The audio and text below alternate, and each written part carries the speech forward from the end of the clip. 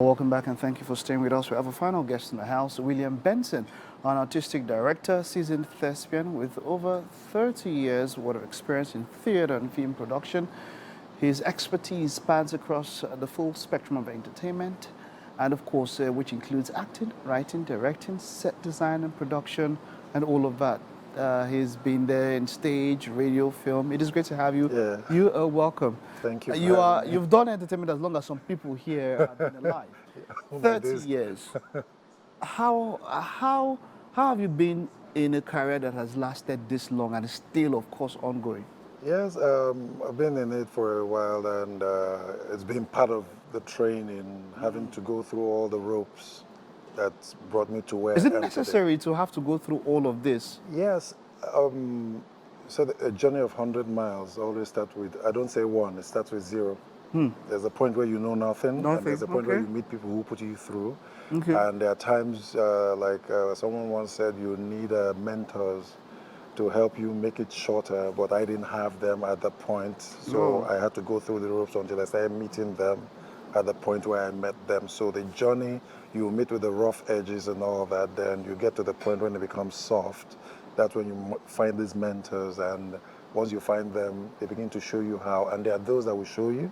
There are those that will want you to observe it yourself and take what you think you should take. And having to meet some stronger ones, or one of the best of them all, Felix Okolo, I had to take my time to understand him. There are times when he reels out his correctional words at you. Some take it as insult. I don't see that. I'd rather be looking for that thing that is more important The for value me that to you're use, the getting. value that I'm getting, Okay, good. as against whatever his personal angst is. All right, let's talk about how your career has evolved. You've been into many.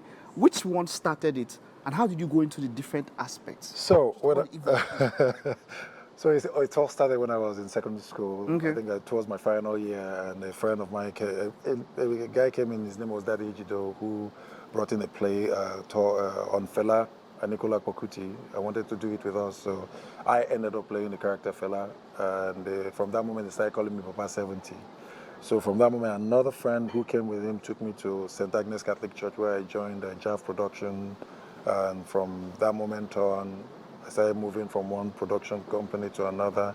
I ended up with Isaac Jones production. From Isaac Jones production, I ended up with Udrak Playhouse.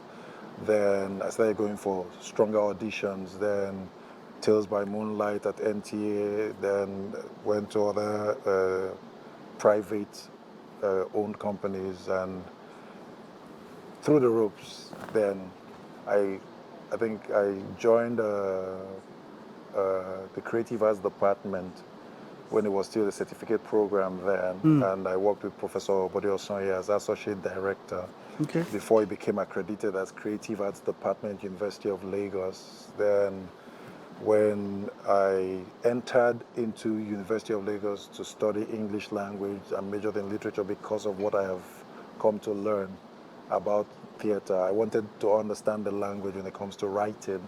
So I delved into creating my own company then called AfriScene Production. So from that moment on, I started pushing AfriScene, then worked with Tunde Kilani on Campus Queen, then worked with MultiChoice then, or Edge of Paradise, then moved on to other productions that have been done by MultiChoice. What were you doing in all of these productions? As an actor, for the other ones, as an actor and also learning the directorial approach. Okay. Then in going into school was to learn the language, understand how literature, because I majored in literature. Okay. So that was how I started writing my own Your own series. plays.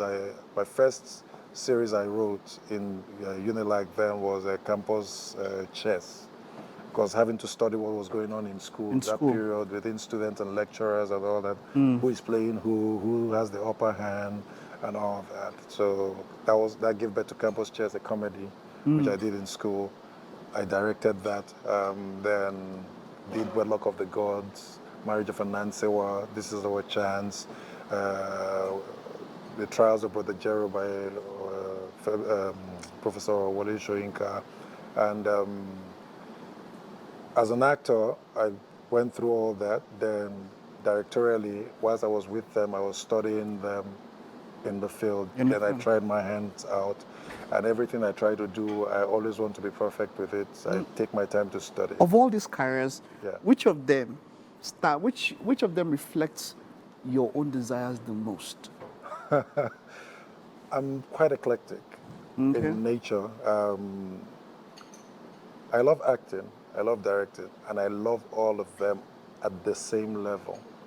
So if you had to pick one, If I had to an pick option one, and say, okay, you had to be involved in a big project, and of course you might not be able to do all of them. I said you had to do one. In a big project. I'll go for acting. You go. I'll go That's for it. acting. And that's it. So recently, now, what projects have you been involved recently? Yes, I've been with the Duke of Shomolu production in time past for about 7 years, done several plays with him, written several plays with him and all that. So this time, all the time I was doing that, I had a Quebec 4 Productions under lock and key. So I stepped out this year to do my own new play, The Rising Sun, about Vorawen Ogbaisi, which is happening at Muson Center.